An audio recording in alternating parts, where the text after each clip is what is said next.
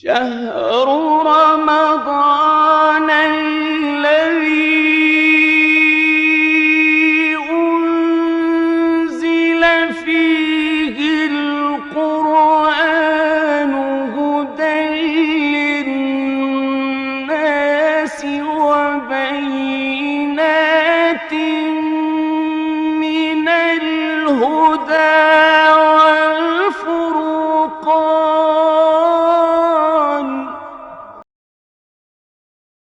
Au nom d'Allah, le tout miséricordieux, le très miséricordieux. Louange à Allah, Seigneur de l'univers, et c'est lui que nous implorons secours.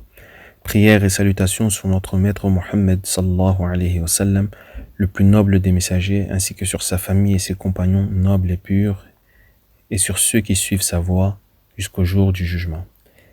Mes frères et sœurs en foi, assalamu alaykum wa rahmatullahi wa barakatuh. Nous allons poursuivre notre cours sur les recommandations de Luqman à son fils. La deuxième recommandation est « Souviens-toi qu'Allah t'observe ». Comme il est indiqué dans le Coran lorsque Luqman a dit à son fils « Ô mon enfant, fût-ce le point d'un grain de moutarde au fond d'un rocher, ou dans les cieux ou dans la terre, Allah le fera venir. Allah est infiniment doux et parfaitement connaisseur. » Surat Luqman, Surat 31, verset 16. Afin de faire prendre conscience à cet enfant du fait qu'Allah nous observe.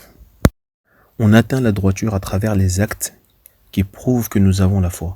Et cette foi ne peut se réaliser qu'en ayant conscience qu'Allah nous observe. Puis vient la recommandation suivante. Allah, exalté soit-il, dit « Accomplis la prière, commande le convenable, ordonne le convenable. » La prière fait partie des actes qui gardent la personne sur le droit chemin. La foi a besoin de fondements, de bases solides qui ancrent cette foi. Parmi les choses qui appellent à l'ancrage de la foi et sa continuité, c'est l'obéissance. Et l'obéissance la plus importante est la prière. Elle est le lien entre toi et Allah subhanahu wa ta'ala. Lorsque la prière est pratiquée, alors ce lien est établi. Et lorsqu'on perd la prière, alors le lien est coupé. Qu'Allah nous protège de tout mal.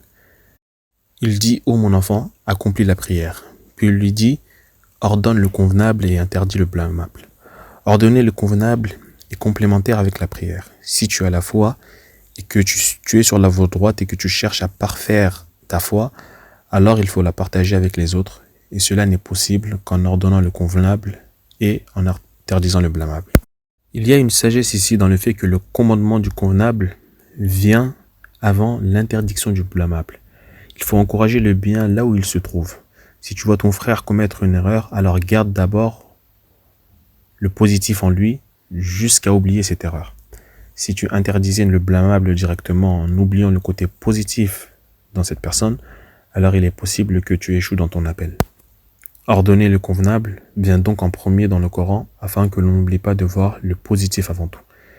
Si tu ne vois pas ce bien, essaye de le trouver et si ce bien est présent, alors applique-toi à le mettre en avant. Et ensuite la deuxième étape qui est d'interdire le blâmable. Mais il y a certaines personnes qui exagèrent les erreurs des autres et oublient leur côté positif.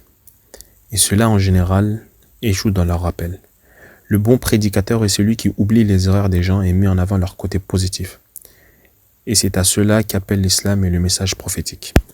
Comme Allah subhanahu wa ta'ala dit dans son Coran, par la sagesse et la bonne exhortation, appelle au sentier de ton Seigneur et discute avec eux de la meilleure des manières. Surat An-Nahl, Surat 16, verset 125. La sagesse ici est donc que tu regardes le côté positif, que tu repousses le côté négatif, jusqu'à ce que la personne se rapproche de toi. Il faudra essayer ensuite de changer le négatif petit à petit. Qu'Allah nous compte parmi ceux qui, lorsqu'ils entendent une parole, la suivent de la plus belle des manières. Et la dernière de nos invocations est louange à Allah, Seigneur de l'univers.